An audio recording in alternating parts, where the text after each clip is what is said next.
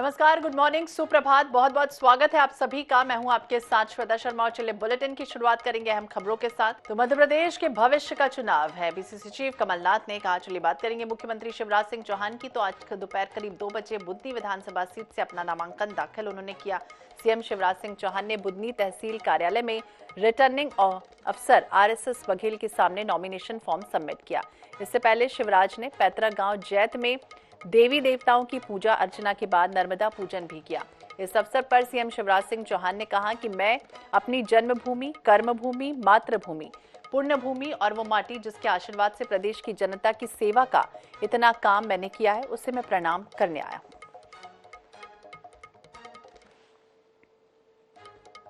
दिल के टुकड़े हजार हुए, कोई इधर गिरा, कोई उधर गिरा। सपा, आप, कांग्रेस में भी दिग्गी गुट, सेठ कमलनाथ गुट और एक और निर्गुट।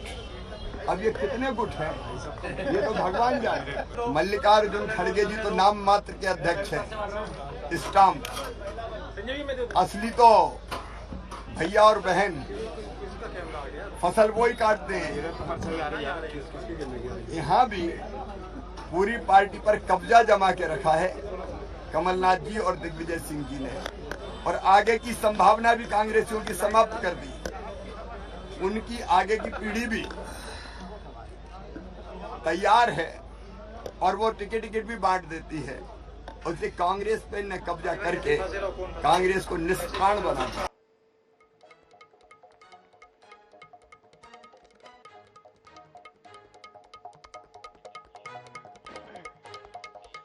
मध्य प्रदेश विधानसभा चुनाव में दतिया हॉट सीट है, यानी बीजेपी से नरोत्तम मिश्रा और कांग्रेस से राजेंद्र भारती चुनावी मैदान में हैं। कांग्रेस ने यहां पहले अवधेश नायक को उम्मीदवार बनाया था, लेकिन फिर उन्हें बदला गया। उस वक्त ये पूछा गया कि आखिरकार ऐसा क्यों हुआ, और जब नामांकन के समय जब दिग्विजय को देखा गया तो वो यही चर्चा रही कि क्या यहाँ के रणनीतिकार दिग्विजय सिंह है। आइए दिखाते हैं आपको एक और। दिग्गी ही दतिया में कांग्रेस के रणनीतिकार, क्या दिग्विजय ने ही तय किए उम्मीदवार। ये तस्वीर दतिया की है। यहाँ कांग्रेस प्रत्याशी राजेंद्र भारती का नामांकन पर्चा दाखिल कराने दिग्विजय सिंह भी पहुंचे। वैसे यहाँ राजेंद्र भारती और अवधेश नायक भी साथ साथ दिखे, लेकिन यहाँ दिग्गी राजा की मौजूदगी बहुत कुछ इशारा कर गई। अब चूंकि कांग्रेस ने यहाँ से पहले अवधेश नायक को अपना प्रत्याशी बनाया था, फिर बाद में कैंडिडेट बदलकर राजेंद्र भारती को टिकट दे दिया, तो ऐसे में सवाल उठा था कि कांग्रेस ने ऐसा क्यों किया। अब चूंकि नामांकन के दौरान दिग्विजय सिंह यहां मौजूद दिखे, तो फिर क्या माना जाए, क्या दतिया में कांग्रेस के रणनीतिकार वही हैं?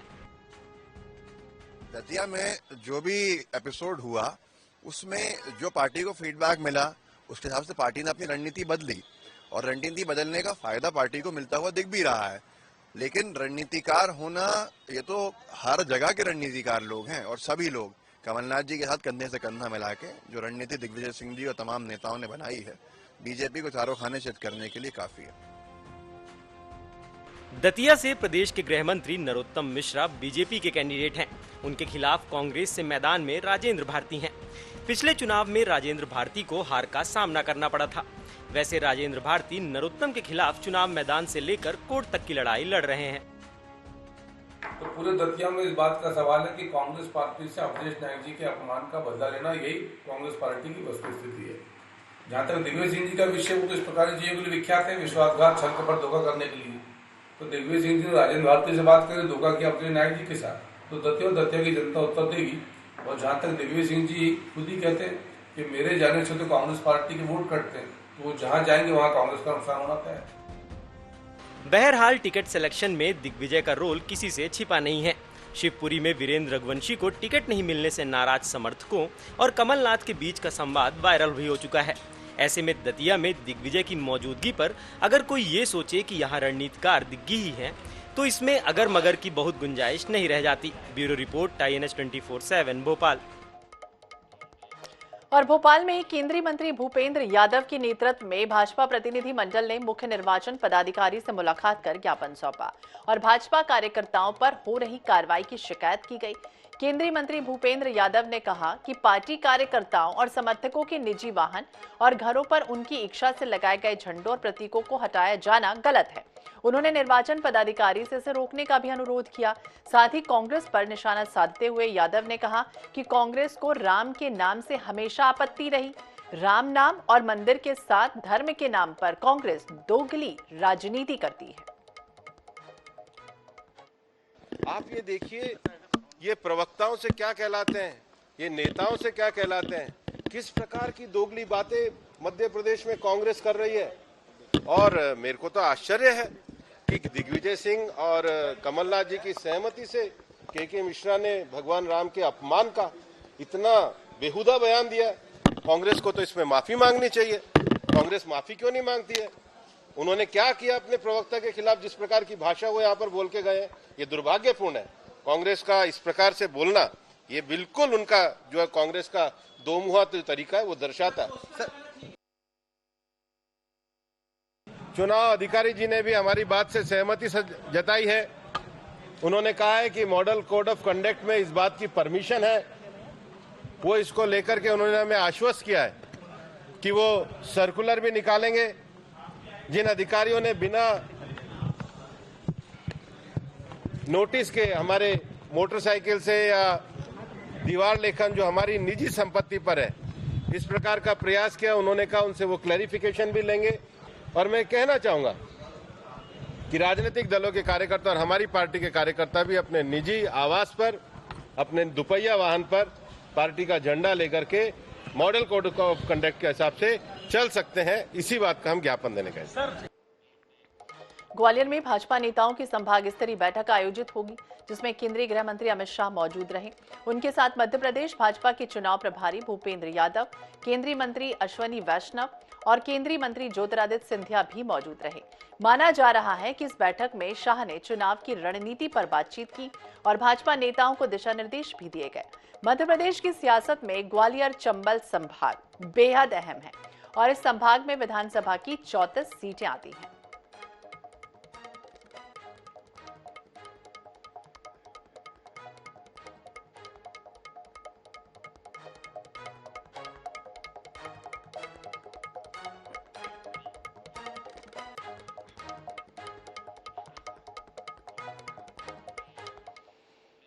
मध्य प्रदेश कांग्रेस के दिग्गज नेता दिग्विजय सिंह और कमलनाथ के बीच तल्खी की खबरों पर अब विराम लगता सा दिख रहा है। दिग्विजय इसे बीजेपी का भ्रामक प्रचार बताकर एक बार फिर मैदान में उतर गए हैं, तो वहीं कमलनाथ ने इसे लेकर अब तक कोई बयान नहीं दिया। लेकिन दिग्विजय सिंह की सफाई के बाद अब सवाल ये उठ रहा है कि आखिरकार दोनों नेताओं के बीच सुलह कैसे हो गई। देखिए एक और रिपोर्ट। कांग्रेस में बागी और दिग्विजय कमलनाथ के बीच कथित विवाद के खूब चर्चे हैं। बागी का तो मालूम नहीं, लेकिन कमलनाथ को लेकर कथित विवाद पर अब विराम लगता दिख रहा है। इस मामले में जब से दिग्विजय सिंह की सफाई आई है, तब से ये सवाल भी उठा है कि क्या कोई विवाद था? अगर विवाद था तो दोनों के बीच कैसे सुलह हुई? कांग्रेस पार्टी के बारे में और विशेषकर मेरे और कमलनाथ जी के संबंधों के बारे में अनेक भ्रम फैलाने का प्रयास कर रहे हैं। पहले तो मेरे नाम से नकली पत्र भी छपवा दिया और उसके बाद अब कई समाचार पत्रों में यह बात आई है कि मैंने अपनी नाराजगी के कारण झाबुआ और खातेगांव का दौरा निरस्त कर दिया। ये बिल्कुल गलत खबर है। कांग्रेस में बागी और दिग्विजय कमलनाथ के बीच कथित विवाद के खूब चर्चे हैं। बागी का तो मालूम नहीं, लेकिन कमलनाथ को लेकर कथित विवाद पर अब विराम लगता दिख रहा है। इस मामले में जब से दिग्विजय सिंह की सफाई आई है, तब से ये सवाल भी उठा है कि क्या कोई विवाद था? अगर विवाद था तो दोनों के बीच कैसे सुलह हुई? दरअसल मध्य प्रदेश कांग्रेस प्रत्याशियों की दूसरी सूची जारी होने के बाद पार्टी में घमासान मचा है। नेताओं और कार्यकर्ताओं ने कमलनाथ और दिग्विजय सिंह के बंगलों पर धरना देकर प्रदेश कांग्रेस कार्यालय में खूब उत्पात भी मचाया। वहीं टिकट बदलाव को लेकर मची खींचतान के बीच कमलनाथ का सोशल मीडिया पर एक वीडियो वायरल हुआ, जिसमें वह टिकट को लेकर दिग्विजय सिंह और जयवर्धन सिंह के कपड़े फाड़ने की बात कह रहे हैं। इसके अगले ही दिन कांग्रेस का वचन पत्र जारी हुआ, जिसके कार्यक्रम में कमलनाथ और दिग्विजय सिंह के बीच हुई बयानबाजी देखने को मिली। इन सबके बीच सोशल मीडिया पर एक खबर फैल गई कि दिग्विजय सिंह अपने समर्थकों के लिए टिकट बदलवाना चाहते थे, लेकिन कमलनाथ राजी नहीं हुए, जिससे नाराज होकर दिग्विजय सिंह घर पर बैठ गए हैं। वहीं दिग्विजय सिंह के दमोह में प्रियंका गांधी की सभा में शामिल न होने के बाद इन हवाओं को और भी बल मिल गया। एक कहावत है, चोर की दाढ़ी में तिनका। हमने कब कहा कि दिग्विजय सिंह जी और कमलनाथ जी के बीच में अनबन है? आप ट्वीट करके बता रहे हो कि अनबन नहीं है, भाजपा भ्रम फैला रही है। भाजपा भ्रम क्यों फैलाएगी? जनता देख रही है। टिकट वितरण को लेके अनबन हुई और कमलनाथ जी ने खुलेआम कहा कि कपड़े फाड़ना है तो दिग्विजय सिंह के फाड़ो, जयवर्धन के फाड़ो। ये तो सबने सुना है।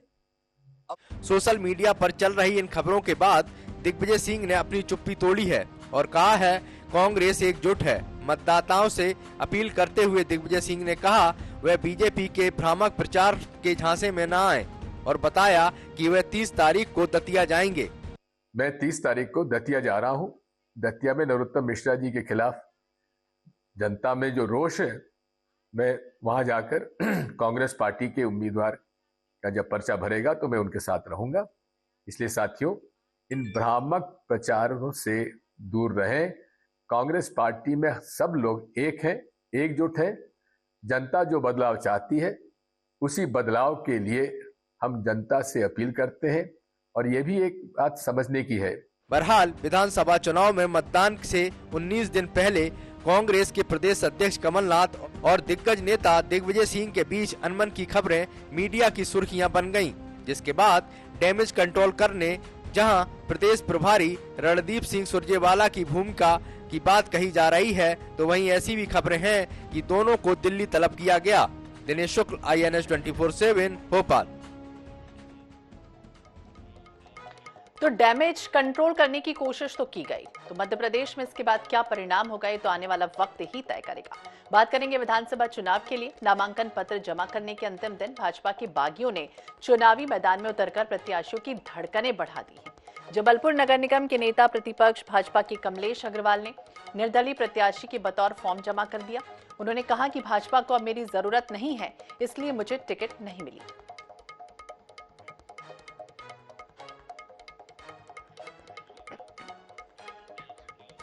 आगर मालवा में भाजपा प्रत्याशी मधु गहलोत प्रचार रैली में मतदाताओं से समर्थन की अपील कर रहे थे। इसी दौरान उनकी आंखों से आंसू छलक पड़े। उन्होंने भावुक होते हुए कांग्रेस प्रत्याशी विपिन वानखेड़े पर बाहर से लोगों को लाकर प्रचार करने का आरोप लगाया है।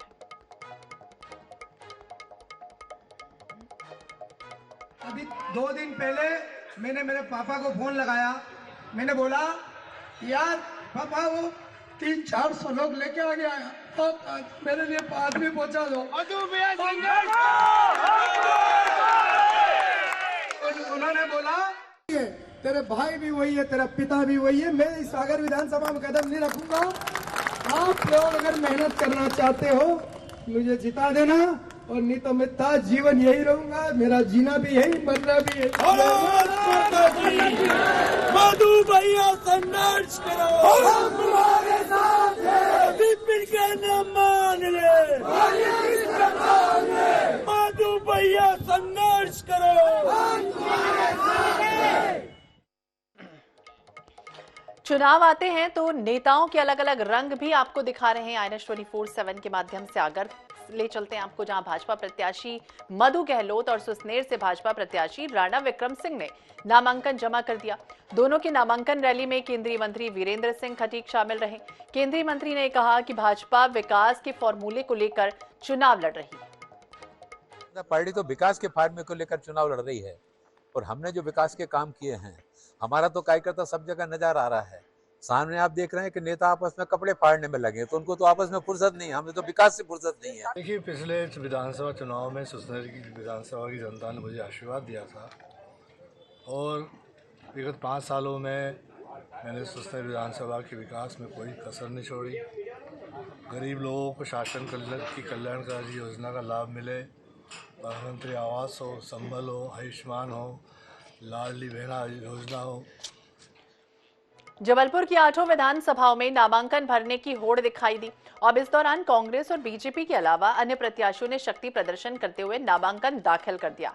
वहीं जबलपुर सांसद राकेश सिंह ने भी पिसनहारी की मढ़िया से रैली निकाली और नामांकन दाखिल किया और ये कहा कि बीजेपी पूरी एकजुटता के साथ मैदान में मौजूद है।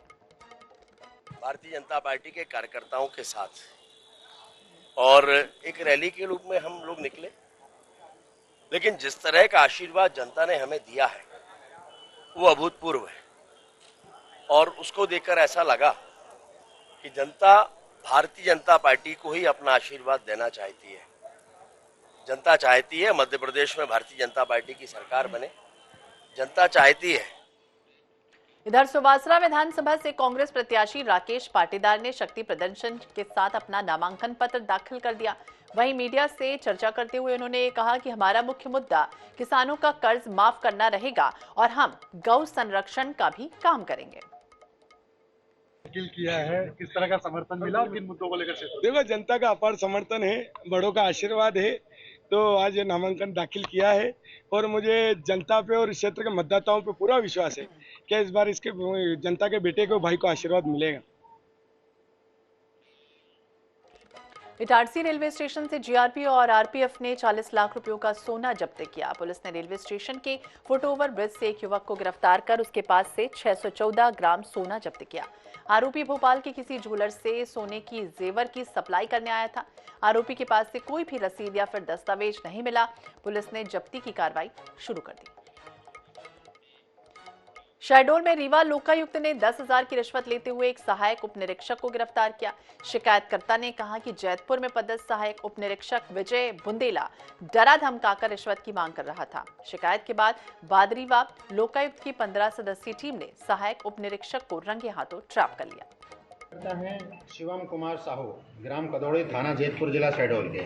इनके द्वारा पुलिस अधीक्षक महोदय लोकायुक्त संभाग रीवा श्री गोपाल सिंह ढाकर साहब को शिकायत की गई थी कि थाना जैतपुर के उप निरीक्षक विजय बुंदेला द्वारा उनको डरा धमकाकर महिला का साथ छेड़छाड़ का केस दर्ज करने की धमकी देकर के 10,000 रुपये की रिश्वत मांगी जा रही है।